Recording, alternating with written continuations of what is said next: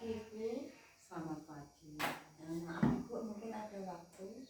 Ya, Hari ini saya akan mewawancarai Ibu. Itu merupakan tugas dari guru penggerak. Apakah Ibu siap? siap. Begini Bu, Ibu mungkin selama ini sudah menjadi kepala sekolah berapa lama ya? 15 tahun. Udah lama sekali. Mungkin dalam waktu 15 tahun ini Ibu mengalami banyak masalah. Banyak masalah. Oh, gitu. Banyak masalah. Selama ini bagaimana Ibu mengidentifikasikan kasus-kasus yang merupakan dilema etika atau bujukan moral?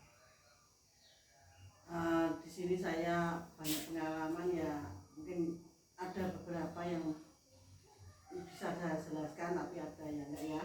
Dari pengalaman saya bekerja selama ini sering dihadapkan pada bujukan moral dan dilematika etika.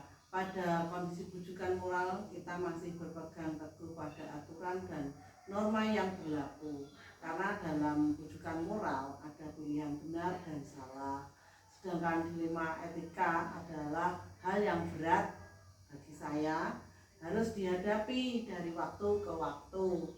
Ketika kita menghadapi situasi dilema seperti itu, situasi yang bertentangan antara kasih sayang dan cinta, kebenaran, keadilan, kebebasan untuk toleransi dan bertanggung jawab. Mungkin ada beberapa kasus di sini saya bisa memberi contoh. Mungkin ada salah satu dari beberapa guru, itu ada salah satu guru yang mungkin kurang berkenan di hati saya dan juga teman-teman. Tapi dalam situasi yang bagaimanapun saya harus bisa memberi atau memberi contoh lah, paling tidak untuk lebih baiknya ke depannya bagaimana tanggung jawabnya, lebih baiknya bagaimana kita komunikasikan, kita sharing-sharing, dan alhamdulillah sekarang bisa menjadi lebih baik lagi. Berat ya tugas dan tanggung jawab kepala sekolah. Ya, dibilang berat ya berat, dibilang ringan ya ringan, slow aja. Oh gitu. Terus bagaimana Ibu menjalankan pengambilan keputusan di sekolah, terutama untuk kasus-kasus kan ada dua kepentingan yang sama-sama benar atau sama-sama mengandung nilai kebajikan.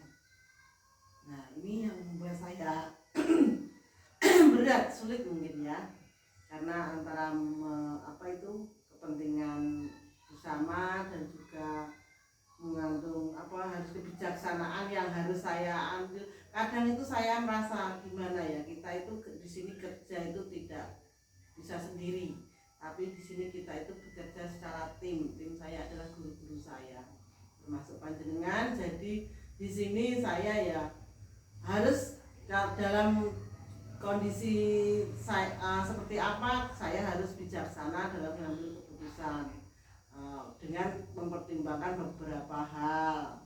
Mungkin ya norma-norma yang harus kita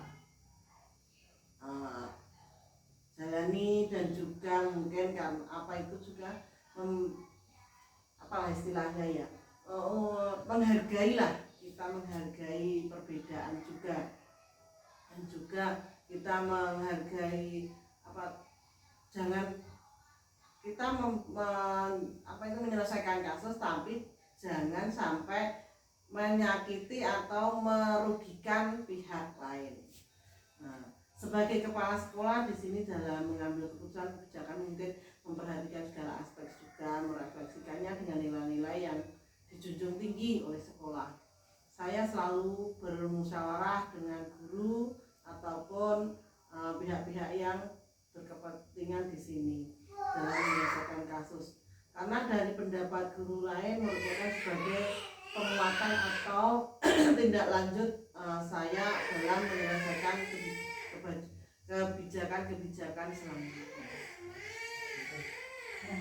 Pertanyaan ketiga itu, langkah-langkah atau prosedur seperti apa yang biasa Ibu lakukan selama ini?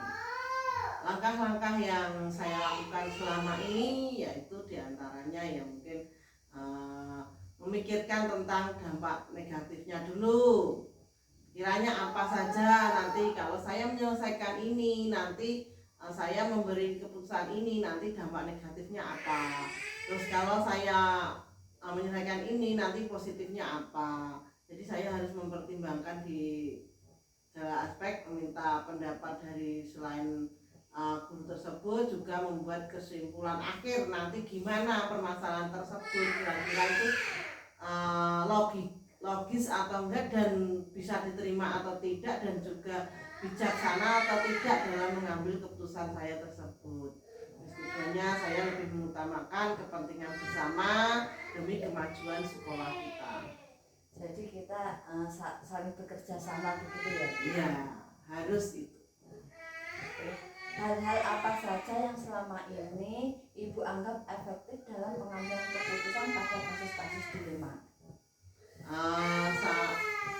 Dalam pengambilan keputusan ini saya pertama mengidentifikasi masalah, mengumpulkan informasi yang relevan, mencari solusi, mempertimbangkan kembali sebelum membuat keputusan akhir. Terus selanjutnya memberikan jawaban yang berbeda, yaitu memanggil secara personel mungkin ya, yang berkaitan dengan kasus dilema etika. Terus menanyakan permasalahan-permasalahan untuk menggali informasi sehingga dapat memberikan solusi tergantung tingkat kerumitan masalah. Terus hal-hal apa saja yang selama ini merupakan menjadi tantangan Ibu dalam pengambilan keputusan pada kasus-kasus dilema etika? Tantangannya adalah saya harus memilih hal yang paling sulit, yaitu rasa keadilan dan rasa kasihan. Di sisi lain saya harus adil, dan di sisi lain saya harus memikirkan masa depan anak-anak, juga masa depan sekolah. Tentunya gimana caranya sekolah kita itu dipandang masyarakat menjadi sekolah yang baik, menjadi sekolah yang bisa disorot oleh masyarakat, itu yang bisa dibuat contoh lah, sebagai sekolah percontohan, sekolah penggerak. Nah, di sisi lain saya harus adil. Selain itu masa depan seorang murid, dan timbul perbedaan pendapat tentang sebuah keputusan, perbedaan latar belakang pemikiran yang akan mengakibatkan kekecewaan nantinya. Jadi saya meminimalisir hal tersebut untuk menjadi supaya lebih baiknya bagaimana untuk kedepannya sekolah kita supaya lebih baik.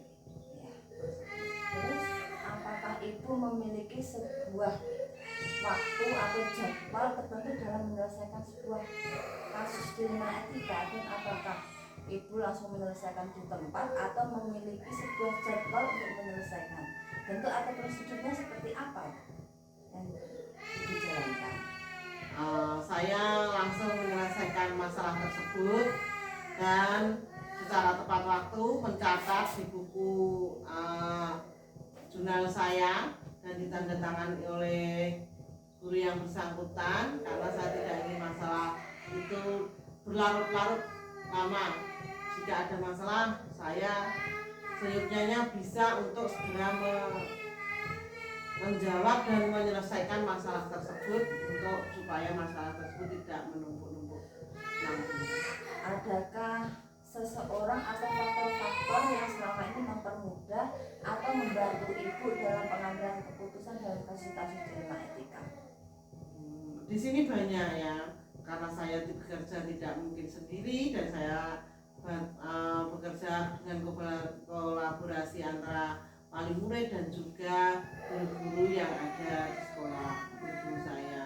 Nah, jadi kita bekerja sama bagaimana cara menyelesaikan permasalahan tersebut, kiranya bisa diselesaikan dengan baik, dengan tepat, saya akan selesaikan sendiri. Tapi kalau kita membutuhkan rekan guru atau permasalahan tersebut kita butuh guru atau fasilitator lainnya, kalau saya nggak bisa, ya nanti akan saya konsultasikan dengan beberapa pihak tersebut yang tentunya dalam lingkup